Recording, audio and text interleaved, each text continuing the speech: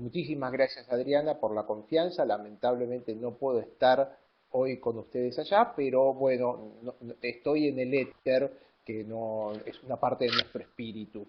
Eh, Antes de empezar con esta charla sobre San Martín, Artigas y los proyectos monárquicos del Río de la Plata, me gustaría señalar un tema, porque parece, a veces en los proyectos monárquicos del Río de la Plata parecería tener una connotación peyorativa.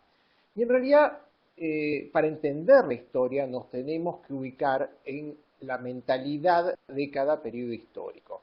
En este momento, en ese momento, en 1815, estaba siendo derrotado Napoleón en Waterloo, había la experiencia republicana, democrática, había sido terrible con el tema de la Revolución Francesa, había solamente dos sistemas republicanos, las colonias norteamericanas, y en Helvecia, en Suiza, había también un sistema republicano, pero las demás pruebas republicanas, sobre todo la Revolución, había sido terrible para los europeos. Entonces, la monarquía estaba volviendo a ser, como veían, como la única salida lógica como la única forma de gobierno. El Congreso de Viena, el ejército de los 10.000 Luises, todo eso después va a venir, pero lo que está marcando es un conflicto entre un sistema que había fracasado o había sido muy malo en Francia, y por el otro lado el sistema monárquico con el que se venía rigiendo la humanidad desde hacía siglos.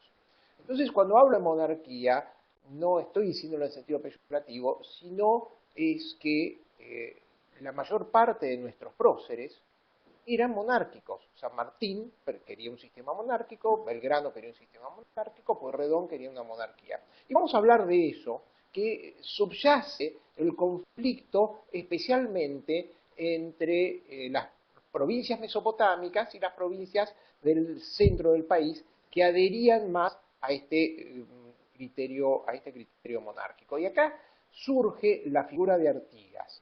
Artigas y San Martín no se conocieron personalmente, tuvieron algún intercambio epistolar, pero hay un pequeño detalle histórico que los liga en esos caminos borgianos. El padre de San Martín se hizo cargo de las misiones jesuíticas en Uruguay, en lo que hoy se llama la Calera de las Huérfanas, que está muy cerca de Carmelo. Algunos dicen que San Martín nace en la Calera de las Huérfanas y no nace en Corrientes. No hay documentación que lo justifique. Pero después, el pueblo de Carmelo, que está literalmente donde está la Calera de las Huérfanas, lo funda Artigas. Entonces hay una especie como de conexión muy laxa entre los ancestros de San Martín y la figura de Artigas. Si nosotros vamos un poco a estas dos figuras que se convierten en los héroes paradigmáticos de cada uno de los países, vamos a ver la iconografía clásica, ¿no? El cuadro de Artigas pintado por Blanes, eh, y bueno, teóricamente este es un cuadro pintado, ya van a tener una conferencia del doctor Gutiérrez Aldíbal al respecto de la iconografía sanmartiniana, y este teóricamente es un cuadro pintado por la hija de San Martín, o por el maestro de pintura de la hija de San Martín, que después se convirtió en la figura icónica nacional, aunque realmente no tengan ninguno de estos dos cuadros relación con la fisonomía de nuestros próceres. Fíjese que este es uno de los pocos dibujos que existe de Artigas, que está bien, es un poco mayor, pero no era la figura así viril, varonil, alta, apuesto, que veíamos en el cuadro de Blanes, y la figura de San Martín, probablemente este es el retrato de Gil de Castro, pintado posando justamente el general para este cuadro. Es como si tuviésemos que construir la imagen histórica de estos hombres viriles, fuertes, de rasgos europeos, para conformar un relato con el que se instruyó. Sobre todo hay que pensar que en un momento esto se armó para los miles, millones de hijos de inmigrantes que venían al país, y que era una forma de transmitirle a ellos esta fuerza viril de constructores del país, y que se lo pudiesen transmitir fácilmente a sus padres, de que generalmente la mayor parte de los inmigrantes no tenían una formación intelectual o no podían estar al tanto de la historia del país que habían adoptado como propio. Entonces vamos a ir un poquito más hacia la figura de Artigas, porque bueno, es un poquito más lejana a lo que nosotros conocemos, pero últimamente ha habido toda una revalorización de la figura justamente del líder de la banda oriental, que se le atribuye como la intención de formar un país independiente cuando nunca fue esa su verdadera intención. Él muere refiriéndose a sí mismo como un argentino oriental y nunca o no quiso la separación de la provincia de la banda oriental porque sabía que el destino de la provincia sola iba a ser muy complicado y que iba a terminar en manos portuguesas como finalmente termina ocurriendo. O sea que acá hay dos luchas por la invasión extranjera. Por un lado, en el este del país está Artigas peleando contra los portugueses en su momento. Y por el otro lado está el proyecto sanmartiniano de pasar a Chile y después pasar a Perú contra los españoles. En algún momento estas dos propuestas se confrontan y estas dos propuestas son las que tiene que salir justamente San Martín para mediar en el conflicto que había surgido entre Buenos Aires y las provincias mesopotámicas. San Artigas es el delegado de Buenos Aires para liberar el Uruguay del yugo español, y la primera parte de la gesta artiguista comienza con este grito de ascensión, donde él en ese momento estaba en Buenos Aires. No es precisamente Artigas quien comienza con el grito libertario dentro de las cuchillas uruguayas. Sí tiene una acción preponderante cuando después de la victoria de Pedriel, de las Piedras, victoria que figura en nuestro himno nacional, las dos piedras, la batalla de las Piedras, él con eso pone sitio a Montevideo, surgen discrepancias con la conducción porteña, y entonces él hace un éxodo de toda la campiña uruguaya y lo lleva hasta Entre Ríos, pasando por Salto. 16.000 personas caminando por toda la parte oeste del Uruguay para llegar hasta el campamento de la Yuí, a fin de expresar las discrepancias en la conducción que había tenido hasta ese momento con la Junta de Buenos Aires. Discrepancias, esta es otra escultura sobre el éxodo oriental, o redota, como le dicen los uruguayos, la redota, pero les digo que el conflicto con la ciudad de Buenos Aires se hace más manifiesto durante el Congreso de 1813, porque en el Congreso de 1813 existía la intención de declarar la independencia, y justamente Artigas envía a un grupo de diputados, después de haber hecho un Congreso Oriental de Tres Cruces, en donde los manda con las instrucciones precisas de que había que tener lo que él llama independencia absoluta de España e independencia relativa de cada una de las provincias. Es el fundador Artigas, innegablemente, del federalismo. Ahora, ¿dónde saca estas ideas tan novedosas? Bueno, Artigas fue un lector de la gesta norteamericana. Él tenía muy claro la meta que se habían impuesto los colonos norteamericanos, y al hacer los 13 estados, y cada uno de ellos con cierto grado de independencia, que él quería transferir a las provincias del Río de la Plata. La Constitución norteamericana, recordemos que la había traducido Mariano Moreno, y Artigas la leyó, y de ahí viene esta precoz intención democrática, republicana y federal que propone en su momento. Lo que pasa es que, claro, eran ideas muy avanzadas para ese entonces. Y, como les vuelvo a repetir, la experiencia republicana en Francia había sido desastrosa. Entonces nadie quería volver a repetir este problema. Y acá entonces se erigen las dos grandes posiciones. Buenos Aires se siente heredera de la metrópolis y quiere gobernar, que sea respetado todo su mandato y que todo el resto de las provincias unidas estén sometidas a el mandato de Buenos Aires. Todavía no se llamaban Provincias Unidas, pero bueno, empieza a gestarse ese concepto. Mientras que por el otro lado está Artigas, que se convierte en el defensor del sistema federal y de un sistema mucho más democrático. Propone distribución de la tierra y toda una serie de ideas muy novedosas que a veces son interpretadas con otras intenciones.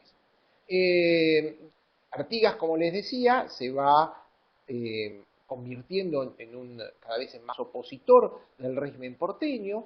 De hecho, él, naturalmente, que le habían en su momento le habían dado 6.000 pesos, la primera junta le dio 6.000 pesos para que pudiese emancipar la banda oriental.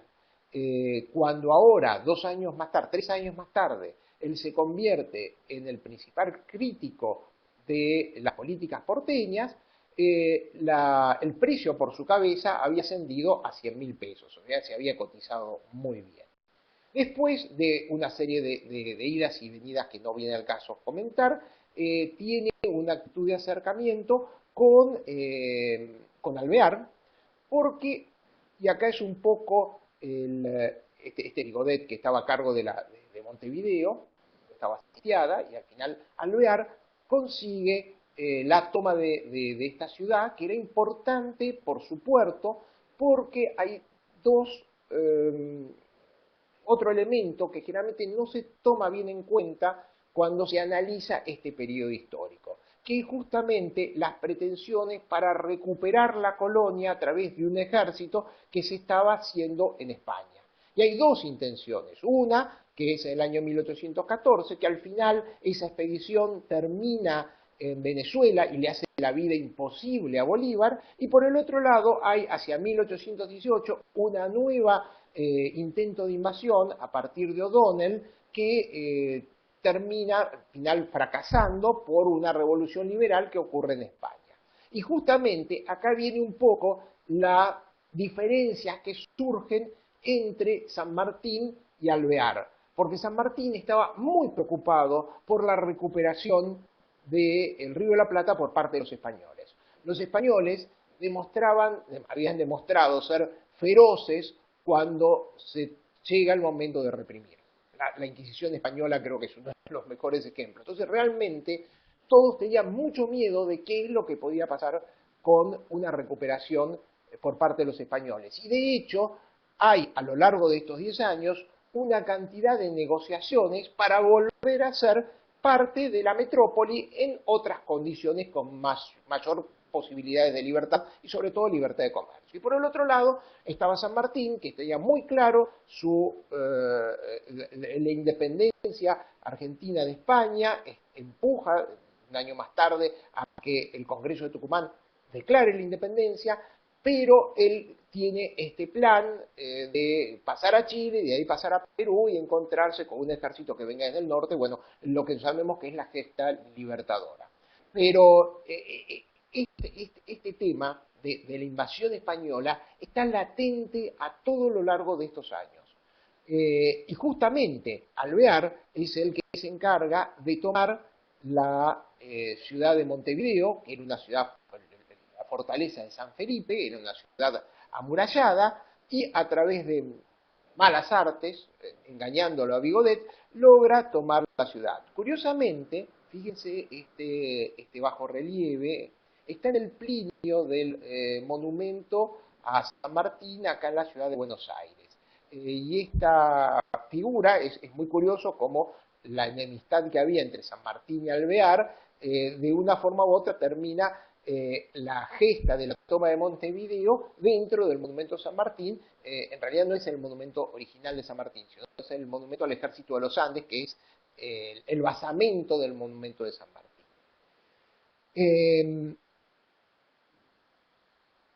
Mientras tanto, les decía que hay una concreta intención de volver a tener príncipes en el Río de la Plata. Y la primera intención es volver a traer a uno de los príncipes de la familia de Carlos IV. Ustedes ven acá la figura, el de celeste es el que sería el futuro Fernando VII, el que está atrás es Carlos, el después de las guerras carlistas, la que está con la cara mirando para otro lado es Carlota, que en ese momento no la pinta Goya porque Carlota estaba en Brasil y él no la conocía, pero la figura central y la figura que le quiero rescatar ahora, que es el que convocan para ser el nuevo rey del Río de la Plata, Chile y Perú, es decir, ya querían entregar todo, y esto es la gesta que hace Zarratea, Rivadavia y Belgrano, justamente en el año 1815, es este joven, el joven Francisco de Paula, que era teóricamente el hijo menor del matrimonio de Carlos IV, pero las malas lenguas, y entre las malas lenguas estaba Goya, que pinta estos dos retratos, que hace el retrato del joven Francisco de Paula por un lado, y por el otro lado el príncipe de la Paz, Godoy, que las malas lenguas decían que era el verdadero padre de este joven que hubiese sido, por poco termina siendo, el rey del Río de la Plata. Belgrano es el que hace las negociaciones con Carlos IV, y la idea era hasta pagarle una pensión de por vida y a los descendientes de Godoy por poder cedernos un rey para el Río de la Plata. Todo, lo vuelvo a repetir, en el momento que San Martín está en la gobernación de Mendoza, esto estaba pasando en Italia, porque Carlos IV no estaba en España, sino estaba en Italia, y Belgrano estaba realizando todas las gestiones para traerlo al príncipe hacia estas tierras. Esto no prospera, es decir, ya se había hecho la constitución, una constitución monárquica, una constitución parlamentaria, y hasta Belgrano había dotado al país de la bandera que él había creado, la celeste y blanca. Sin embargo, y esto lo vamos a ver, el 17 de abril de 1815, por primera vez se alza sobre el fuerte de Buenos Aires la bandera que había creado Belgrano.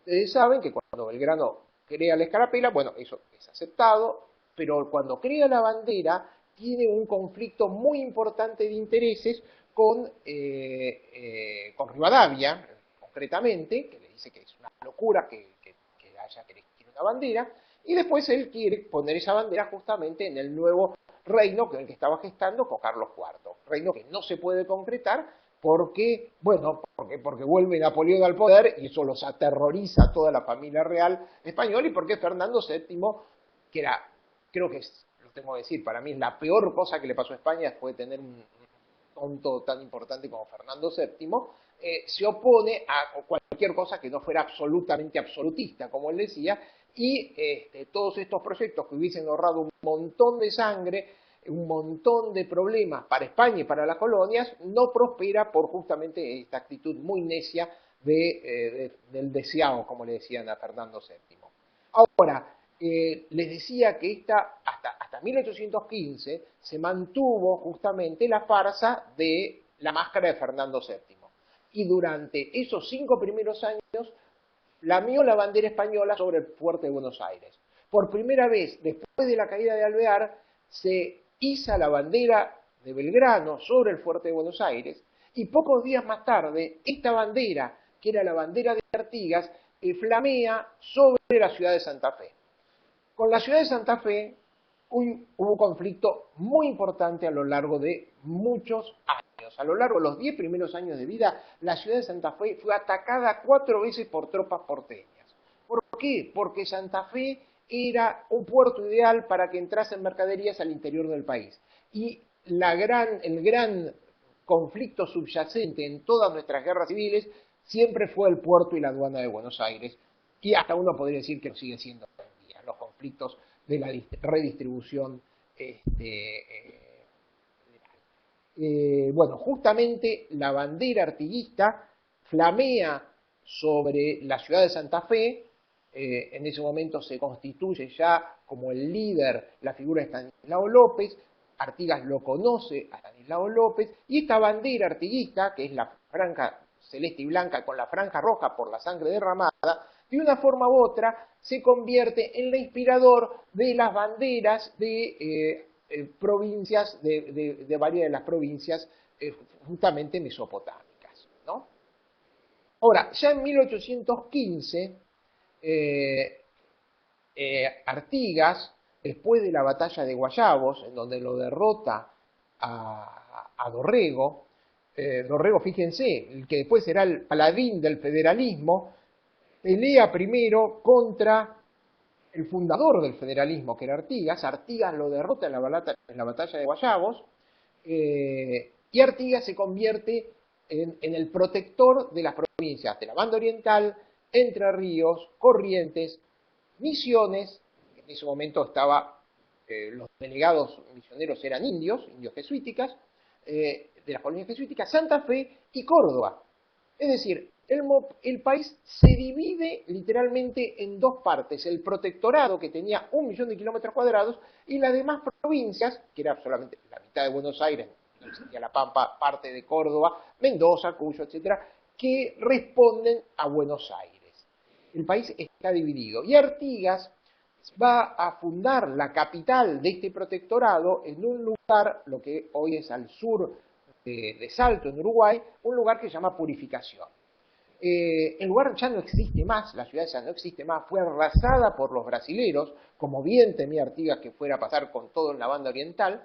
Y les muestro, este es un monumento, se llama la Meseta Artigas, queda sobre el río Uruguay, está al sur de Salto, y es el lugar en donde el prócer argentino, porque vamos a decir, el prócer argentino oriental, se retiraba a meditar sobre todos los trastornos que le tocaron vivir en su momento. Esto es muy interesante, se está estudiando a dónde, fíjese, está arrasado y no se sabe exactamente dónde está Purificación. Hay un proyecto del gobierno uruguayo para poder detectarlo. Se sospecha que está alrededor de esta zona, pero no hay concreción en qué lugar. Acuérdense que las cartas de Artigas las firma desde el Hervidero, que es un arroyo que desemboca sobre el río Uruguay, que está a pocos kilómetros de donde hoy se erige este monumento. Les hablaba del mapa, fíjense cómo estaba dividido hacia 1815 las Provincias Unidas del Río de la Plata. Todo el rojo es la Liga de los Pueblos Libres o el Protectorado Artiguista, y el resto es el Congreso de Tucumán. Y acá viene un tema que hasta hace pocos días atrás estuvo en boca de todo el mundo, que fue el Congreso de 1815, que reúne a Artigas en lo que hoy es Concepción del Uruguay, entonces se llamaba Arroyo de la China, en donde convoca a las provincias que había de su protectorado para declarar la independencia absoluta y relativa de todas estas provincias: Córdoba, Santa Fe, Entre Ríos, Corrientes, Misiones y por supuesto la Banda Oriental, que en ese momento era más grande porque incluía lo que llamamos las Misiones Orientales. Esto es en 1815. Se ha hablado mucho sobre esto últimamente. Lo que pasa es que lamentablemente, como les decía, que la ciudad de Purificación fue arrasada y no quedó nada, no queda ningún documento, no queda ninguna declaración de independencia. Es más, hasta hay un silencio muy sugestivo por parte de Artigas de este proceso. Lo que sí es que pocos días después él envía 4 diputados a Buenos Aires para comunicar que ellos habían declarado la independencia, y en ese entonces no estaba la figura de Alvear, estaba la figura de Álvarez Thomas, y Álvarez Thomas apresa a estos diputados, los apresa transitoriamente, porque en realidad estaba preparando otra expedición punitiva contra Santa Fe, la tercera en este periodo. Entonces no quería que los diputados artiguistas conociesen los preparativos de Buenos Aires, y justamente los pone presos, y el tema de la independencia, Álvarez Thomas lo deja en un segundo plano. En realidad, en este momento, la relación conflictiva que tenía Artigas con Alvear, especialmente se resuelve. Hasta ese entonces Artigas era perseguido como un traidor. Cuando llega Álvarez Thomas, le reconoce todo el mérito que había hecho hasta ese entonces, le regala un sable, creo que lo tenemos acá, el sable de honor que le regalan a Artigas, la ciudad de Buenos Aires. Se queman todas las órdenes de aprehensión que había contra Artigas, y es más, hasta se le manda a purificación un grupo de reclusos que se habían alzado contra Artigas en su momento, un grupo de oficiales que no estaban de acuerdo con Artigas y se habían pasado las tropas porteñas. Álvarez Thomas, ¿qué hace? Los pone en un barco y se los manda a purificación como chivo expiatorio. Artigas, ¿cómo le responde? Le dice, yo no voy a ser verdugo de Buenos Aires.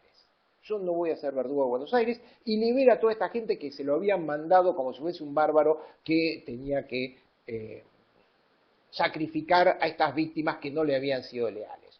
Justamente en abril de 1815, Artigas le escribe a San Martín una extensa carta desde orillas del Hervidero, donde, entre otras cosas, dice: esforcémonos por consecuencia enlazando a los pueblos íntimamente y depositemos en ellos aquella confianza que haga respetables sus derechos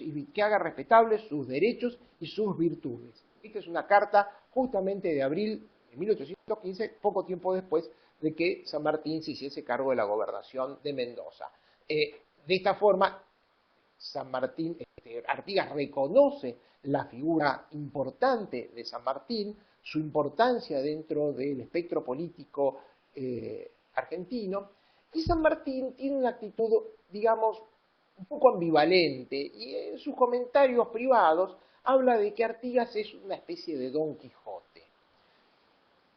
Algunos lo podrían interpretar como algo peyorativo. En realidad habla de un Don Quijote, no de un Quijote, habla de un Don Quijote, de un señor que tiene ideas extrañas, pero que esas ideas en algún momento pueden convertirse en realidad.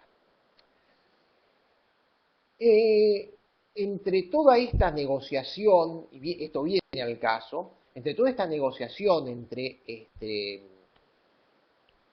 Álvarez Thomas y Artigas, en un momento el poder artiguista era tan importante que Álvarez Thomas le propone a Artigas crear lo que sería la Banda Oriental al río Paraná. Y no me estoy equivocando, la Banda Oriental al río Paraná. Le habla una carta como si en su momento Atenas y Esparta pudieron convivir amablemente, que bueno, que se separen, que le dejen Santa Fe para la gobernación de Buenos Aires, que Entre Ríos, Corrientes y la Banda Oriental hagan lo que quieran de su vida, pero que no sigamos peleándonos porque no vamos a llegar a ningún arreglo. Esta es una propuesta concretamente de separación de las provincias del protectorado artiguista. ¿Y qué es lo que contesta Artigas?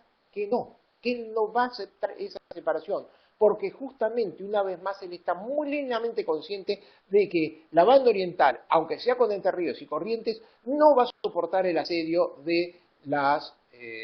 el asedio brasilero, el asedio portugués, del Imperio Portugués que estaba haciendo en este momento. En este momento vuelve Belgrano, ya estamos hacia casi 1816, se convoca el Congreso de Tucumán, vuelve Belgrano, habiendo fracasado en su gesta de tratar de crear un príncipe español, que hasta con Zarratea llega a proponer que lo secuestren al príncipe español para traerlo a la fuerza al Río de la Plata. Belgrano desecha esa idea de cuajo, pero vuelve al Río de la Plata y viene con la otra idea que también le cae simpática a San Martín, que es poner a un descendiente de Tupac Amaru como Álvarez Thomas, y esta es la familia de Tupac Amaru. Uno de los hijos, el hijo menor de Tupac Amaru, se había salvado de la matanza organizada, de la represión española. Esto es lo que le decían que los porteños y los criollos le tenían pánico a la capacidad de represión que tenían los españoles. A la furia española se habían salvado el hijo menor, que había terminado preso en Ceuta, y después vuelve Este chico estaba en ese momento en Buenos Aires, ya era una persona mayor, estaba por dentro de Buenos Aires, de hecho muere y está enterrado en algún lugar del cementerio de Recoleta, no se pudo reconocer dónde están sus restos. Pero Belgrano, aprovechando la presencia de un hijo de Tupac Amaru, quiere elegir a un descendiente de Tupac Amaru, a un descendiente de los Incas, como nuevo rey del Río de la Plata. La idea se presta a risa, sobre todo a algunos comentarios, sobre todo de Anchorena, que dice que no nos va a gobernar un pata sucia, y el que termina con esto es García, que después, bueno, en ese momento estaba como ministro plenipotenciario del directorio en Río de Janeiro, ante la corte lusitana, y García dice que no pueden poner a un indio como príncipe o como rey del Río de la Plata porque después ninguna princesa europea va a querer casarse con él. Eso da por el piso con las intenciones de introducir una nueva monarquía en estas provincias. Para 1816, Pueyrredón se hace, es el nuevo director supremo, y el gran problema de Pueyrredón es justamente el enfrentamiento artiguista. Hay una idea de traer una nueva monarquía, pero el que se opone ferozmente a este principio monárquico es Artigas. Entonces concentra su esfuerzo en tratar de eliminar la amenaza artiguista. Y para eso lo envía al diputado García a la corte de Río de Janeiro, que termina pactando que los brasileros, los luso-brasileros, los portugueses, en ese momento era el imperio portugués, debían invadir la banda oriental para quitárselo de encima Artigas. También, por otro lado, quieren hacer que Gaspar de Francia, que en ese momento, este es García, ¿no? Que después todos lo recordamos por el luctuoso final de la guerra con el Brasil, ¿no? Este es el general Lecor, que es el general portugués que invade la banda oriental y toma Montevideo rápidamente. Y por último, este es Gaspar Rodríguez de Francia, el supremo paraguayo, un personaje de lo más curioso, una persona muy cerrada, que encierra también el Paraguay, pero que en un momento recibe la invitación de Pueyrredón de ayudar a la conquista de las provincias mesopotámicas, cosa que él no hace porque, bueno, sigue con su política de encerramiento guaraní, podríamos decir. Pueyrredón también tiene sus ideas, y entre las ideas es traerlo a un rey francés, en este caso, y para eso tiene una serie de negociaciones con un coronel de Moine, que está en Buenos Aires, y entusiasmado por traer un duque de Orleans como rey también del Río de la Plata, lo envía a Valentín Gómez a Francia para concretar este pacto monárquico. Mientras tanto, acá justamente en el Río de la Plata, ante la agresión portuguesa, Artigas comienza a sufrir una serie de derrotas. Estas derrotas van minando su poder, muchos de sus seguidores quieren o pactar con Buenos Aires o pasarse al lado portugués, en fin, la gente que lo seguía de cerca, Ortogués, La Valleja cae prisionero, aún Larrañaga, que era un obispo, termina acercándose a Juan VI de Portugal, agradeciéndole que haya tomado la ciudad de Montevideo. Bueno, en fin, la situación de Artigas se hace desesperante. No así la de Ramírez, que estamos viendo acá, o la de Estanislao López, acá está mal el nombre, este es Ramírez, no es Estanislao López, que mantienen a raya los ejércitos que periódicamente la ciudad de Buenos Aires le envía especialmente para invadir la ciudad de Santa Fe, para tomar la ciudad de Santa Fe. Esto crea una situación de malestar y es entonces cuando ya San Martín, victorioso de Chacabuco, de Maipú, ve que no puede progresar en su proyecto si es que se mantiene este estado beligerante entre las provincias mesopotámicas y la ciudad de Buenos Aires. Entonces, el 11 de mayo del 18, San Martín vuelve a Buenos Aires, se reúne con Pueyrredón y a regañadientes consigue que le den unos 500.000 pesos para continuar con la campaña del Perú. Estos 500.000 pesos, al poco tiempo, cuando ya vuelve a Mendoza, se los niegan porque dicen que esa plata Pueyrredón la necesita para seguir guerreando contra las provincias mesopotámicas. Es que San Martín tiene el gesto de tratar de mediar en este conflicto que le impedía seguir con lo que él creía que era esencial, que era pelear contra los españoles en Chile y en Perú. Y es ahí que le escribe una carta, fíjense, no le escribe una carta a Ramírez, le escribe una carta a López, también le escribe una carta a Artigas, pero la relación epistolar es más fuerte con López. No sé si lo habrá conocido anteriormente, la verdad que eso lo desconozco, puede ser, porque sobre todo lo ve a López más permeable a esta idea antiespañola. Y le escribe una carta en donde dice: paisano y muy señor mío, el que escribe usted no tiene más interés que la felicidad de la patria. Unámonos, paisano mío, para batir a los maturrangos que nos amenazan. Divididos seremos esclavos, unidos estoy seguro que los batiremos. En fin, paisano, transemos nuestras diferencias, unámonos para batir a los maturrangos que nos amenazan y después nos queda tiempo para concluir de cualquier modo nuestros disgustos, en los términos que hallemos por convenientes, sin que haya un tercero en discordia que nos esclavice. Esta carta no llegó a manos de López porque Belgrano le intercepta. Y Belgrano le escribe una carta a San Martín diciendo que llamaba la atención que entrase en componentes con esta gente, porque, ¿sabe? Les vuelvo a repetir, para una mentalidad como la porteña, como los próceres de Mayo, como Belgrano particularmente, que nadie puede poner en duda las intenciones de Belgrano, concederle espacio a este espíritu republicano, a este nuevo espíritu republicano y federal, es caer en la anarquía. Cuando en nuestros libros de historia nos enseñan la anarquía del año 20, en realidad la anarquía del año 20 es la anarquía para la ciudad de Buenos Aires. El resto del país estaba organizado con sus gobernadores locales.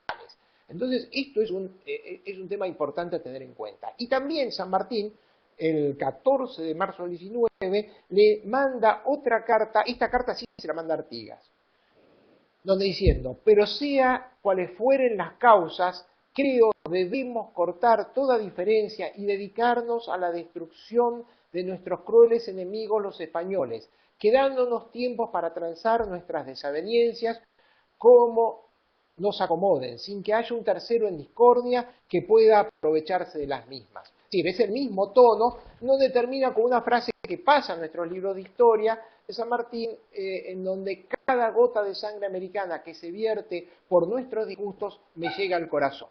Y después dice: mi sable jamás saldrá de la vaina para reprimir opiniones políticas.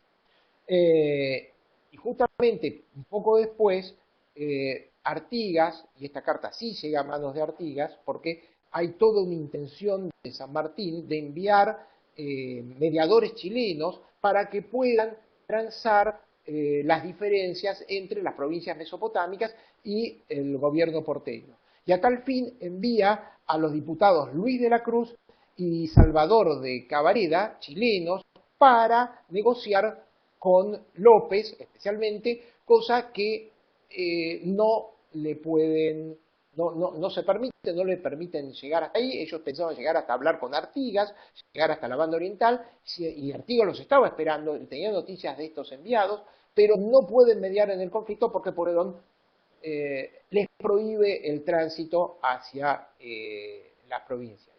Mientras tanto, como les decía, Artigas sigue siendo cada día más hostigado por las tropas portuguesas, y él entonces le escribe una carta a San Martín, que esta sí llega a mano de San Martín, en donde dice, yo estoy resuelto a protegerlos, se refería a las provincias mesopotámicas, mientras no desaparezca esta pérfida coalición con la corte del Brasil. Artigas estaba convencido que Pueyrredón había hecho una coalición con el Brasil. De hecho, a pesar de que había invadido la banda oriental, el puerto de Buenos Aires seguía negociando con el Brasil. Y los pueblos que crean con la seguridad de decidir su suerte. Vuestra excelencia, créame inexorable en este deber que llena toda la cordialidad de mis votos. Queda en manos de vuestra excelencia la resolución del problema. Acá Artigas entiende el poder que tiene San Martín y el poder con el que podría llegar a negociar con Pueyrredón una salida más airosa de esta situación conflictiva. Sin embargo, la orden de que el ejército de los Andes traspase nuevamente a Mendoza será en el año 19, ahí hay una idas y vueltas, San Martín traspasa parte del ejército y la idea era que el ejército viniese hasta Buenos Aires para luchar contra lo que llamaban las montoneras artiguistas. Esto al final de cuentas no es así. Recordemos que el 19 de junio de 1819 Pueyrredón renuncia en medio de escándalos financieros, del escándalo de traer un rey francés al Río de la Plata y otros negocios, bueno, non santos, que se le atribuyen, y asume Rondó como director supremo. Rondó había sido en la banda oriental y junto a Artigas había puesto por primera vez sitio a Montevideo en 1811. Tenían una relación amistosa que fue deteriorándose a lo largo del tiempo y Rondó insiste en esta política de avasallar a su ex amigo Artigas y se entusiasma por las noticias que Valentín Gómez le manda desde Francia sobre las intenciones francesas de mandar a un rey, ahora quiere mandar un duque de Parma, acá al Río de la Plata, pero bajo la égida francesa, y nuevamente la repetición de la orden de que el ejército de los Andes tenía que traspasar y volver a Buenos Aires para pelear en las guerras civiles nacionales. Bueno, finalmente también está, la amenaza de la invasión española por parte del general O'Donnell, que termina, y esto es muy curioso, esto es un tema, yo diría, casi novelesco, porque para desmantelar a este ejército que se está formando en Cádiz, hay 3 enviados argentinos. Juan Langosta, Argibel, que era pariente de la Nación Escurra, Tomás Lesique, una familia más rica de Buenos Aires, y ellos siembran la discordia. Justamente hay una discusión en España entre los monarquistas y los liberales, y este ejército que debería haber llegado al Río de la Plata no llega por actos de inteligencia organizados por Pueyrredón fundamentalmente, que logra que haya una revuelta, la famosa revuelta de Río, una revuelta liberal que impide la continuación de los planes de reconquista del Río de la Plata. Y por el otro lado, en San Martín decide no obedecer las órdenes de traspasar el ejército y de que el ejército vuelva a Buenos Aires, que el ejército de los Andes vuelva a Buenos Aires, decide no obedecerlo a Rondó y hace el acto de Rancagua. Estos eran López y Francisco Ramírez, perdón, y este es la iconografía de Guericó de San Martín, y finalmente este cuadro de Blan, hecho muchos años más tarde, sobre la revista de San Martín en Rancagua, donde fíjense ustedes el detalle que la mayor parte de las tropas que la está pasando en revista son gente de color. Finalmente todo este conflicto, este largo conflicto que lleva casi 10 años, termina en un minuto, en la batalla de un minuto que se llamaba la batalla de Cepeda, en donde las tropas de Ramírez y de López derrotan a las tropas de Rondó en la primera batalla de Cepeda y toman la ciudad de Buenos Aires, Está el famoso momento en donde Ramírez y López atan sus caballos a la pirámide de Mayo. Las voces porteñas decían que era igual que los bárbaros tomando el Capitolio, hacían la analogía un poco excesiva sobre los bárbaros tomando el Capitolio, y se firma el Pacto de Pilar. Y toda esta contienda que llevó 10 años se termina, y hubiese terminado distinto si San Martín no hubiese tenido la genial desobediencia de no pasar su ejército, inmiscuirse con guerras civiles, guerras fratricidas, y continuar la campaña contra los españoles en el Perú.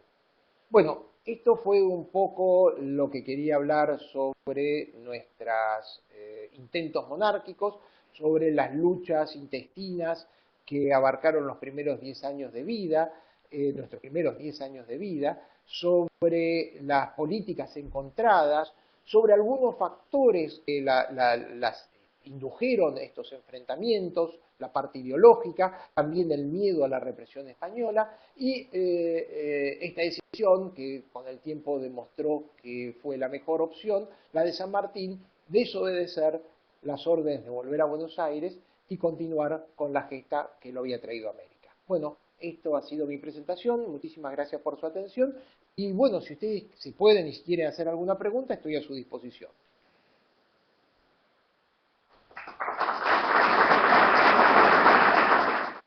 Sí, buenas tardes. Mi pregunta concreta es si la logia Lautaro actuaba de manera independiente o en sincronicidad con alguna otra logia. Muchas gracias.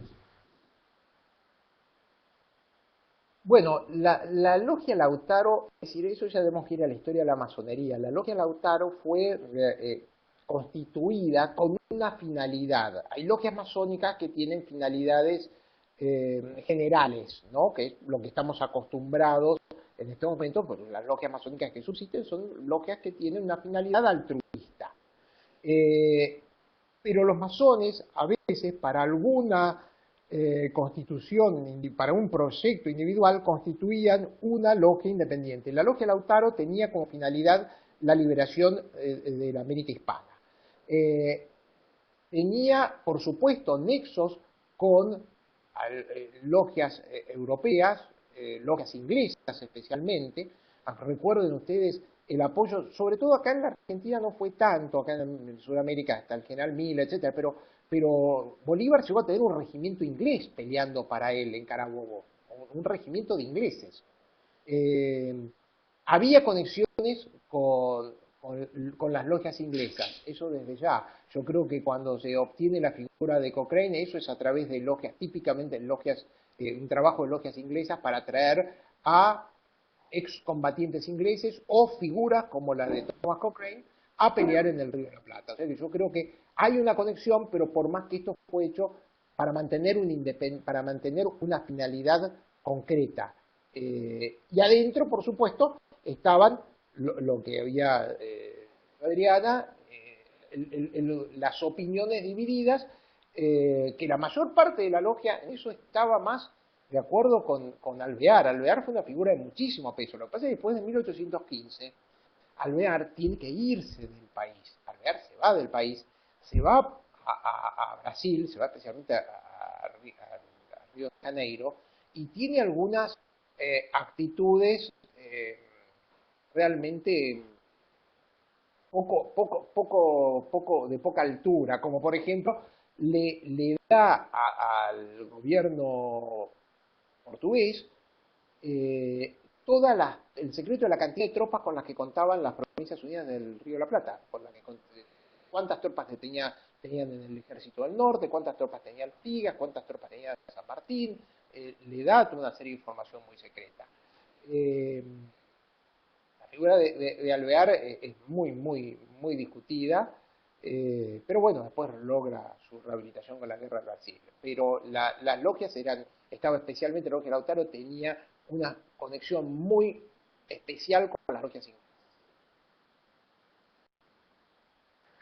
Sí, es un tema extenso, pero me gustaría conocer su opinión brevemente sobre las críticas que ciertos sectores hacen al comportamiento de San Martín en Perú respecto a su posición monárquica.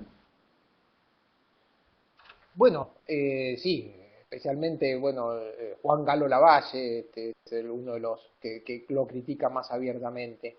Pero vuelvo a repetir lo que dije al principio, no tenemos que verlo eso como algo peyorativo, un sistema monárquico, es como todos los gobiernos, si está bien hecho funciona. Y San Martín fue educado dentro de una monarquía, la mayor parte de los... la mayor parte de los oficiales que compartían el mando fueron dentro de una monarquía. O'Higgins era hijo de un virrey. Es decir, la monarquía es un sistema. San Martín favorecía más una monarquía parlamentaria, una monarquía tipo la inglesa, para decirlo de alguna forma, que es un sistema bastante, ¿cómo le puedo decir?, en donde por un lado se mantiene la cohesión nacional a través de la figura del rey, pero por el otro lado se discuten todas las cosas en un parlamento. Entonces, San Martín era proclive a un sistema un sistema parlamentario, una monarquía parlamentaria. Eso funciona hoy en día en Inglaterra. Es decir, lo que pasa es que, claro, cada cual tenía su otro proyecto y no todos estaban a favor. Si San Martín realmente tuvo aspiraciones de volverse un monarca, yo realmente eso no lo comparto con la figura de San Martín. Me parece que San Martín pudo haber tentado en algún momento, pero en términos generales siempre fue bastante alejado alejó bastante eh, sus ambiciones personales.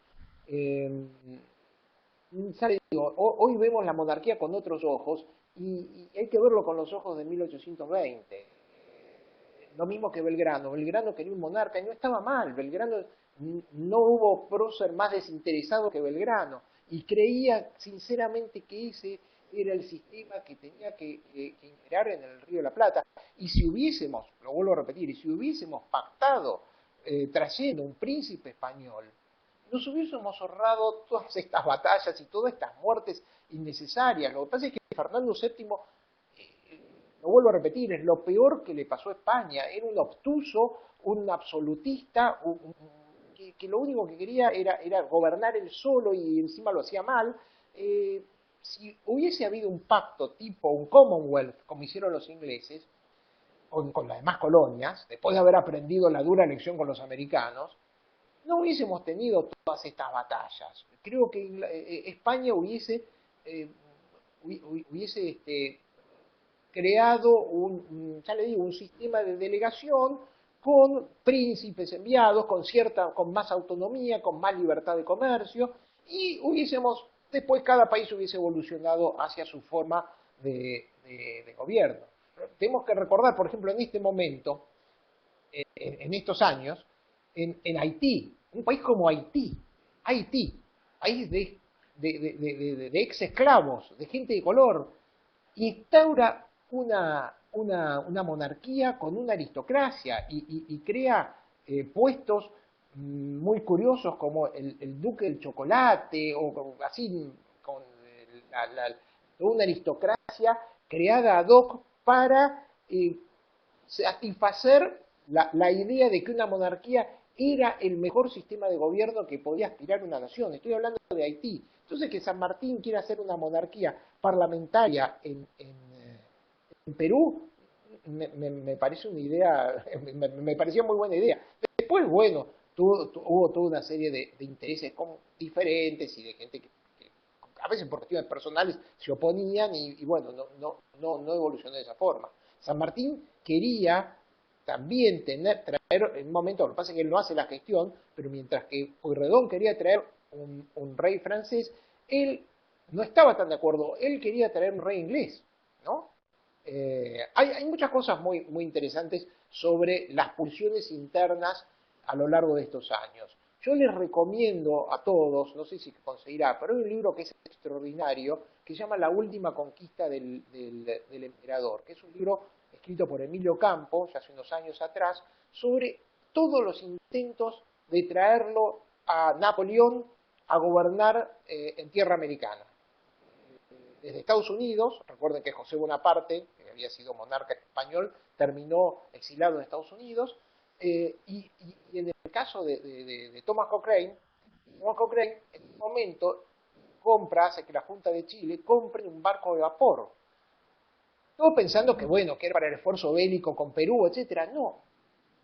Y esto está bien documentado. En un momento Thomas Cochrane les propone a la Junta de Chile traerlo a Napoleón, ir a la isla de Santa Elba y traerlo a Napoleón. Y hasta construyen un submarino para que Napoleón, en ese submarino, estoy hablando de 1819, 1820, un submarino bastante precario, y hay una copia de ese submarino en un museo de Francia, para que un submarino lo lleve hasta este barco a vapor. Eso está todo documentado en el libro este de Emilio Campo. La verdad es muy interesante toda esta gesta de traerlo a Napoleón para gobernar América Latina.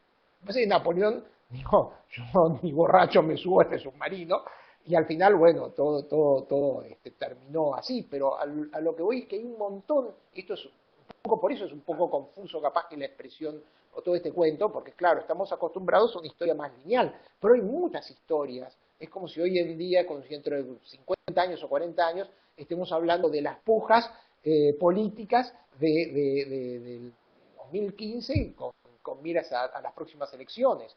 Hay un montón de intenciones, un montón de candidatos que dentro de unos años, bueno, van a estar olvidados. Pero todas estas ideas estaban en el aire y ya le digo, no hay que ver el concepto monárquico con ojos del siglo XXI. Hay que verlo con ojos del siglo XIX y hay que verlo después del desastre de la Revolución Francesa. Por eso la idea de San Martín, bueno, se opuso, pero realmente la idea de San Martín es tener un sistema parlamentario, monárquico parlamentario como el británico ahora. No le va nada mal a los ingleses con eso, ¿no? Creo que hubiese sido también una buena idea llevada a la práctica, lógicamente con honestidad y cordura. Y acá les quiero mostrar esta última foto, la están viendo, este es el último retrato de Artigas. Esto lo hizo un dibujante francés que pasó por Paraguay y lo retrató Artigas. Fíjense el renunciamiento de los dos próceres con el que empezamos la conferencia. Por un lado, Artigas, después de 1820, queda durante 30 años en Paraguay sin conectarse con nadie, ni vuelve a ver a sus hijos. Y por el otro lado, San Martín se va en 1825 y permanece durante 25 años en Europa, salvo cuando se entera que hay una guerra contra el Brasil. Y ahí es que el Libertador llega y se queda durante varios meses en Montevideo, pero no quiere pasar a Buenos Aires porque se entera que Lavalle justamente se había hecho de poder en Buenos Aires, y por más que Lavalle le manda dos diputados, dos personas para hablar con él, ofreciéndole el mando a San Martín para que pueda terminar este conflicto entre unitarios y federales en que se había envuelto la patria en 1828, San Martín se niega y bueno, vuelve a repetir esto que ya le había dicho Artigas 15 años antes, que era: mi sable no se va a manchar con la sangre de criollos o de compatriotas. Es muy interesante las cartas que mantiene con Rivera, ¿no? Conoce a Rivera, tienen todo un intercambio epistolar muy interesante, donde Rivera le dice: usted ya no le interesa el país, y San Martín vuelve con la misma historia, él no quiere inmiscuirse en guerras civiles. O sea que bueno, ya para ese entonces tenían conceptos un poquito más republicanos, no eran tan monárquicos. 1821. Bueno, damos por terminada. Doctor Omar López Mato, muchísimas gracias por sus palabras.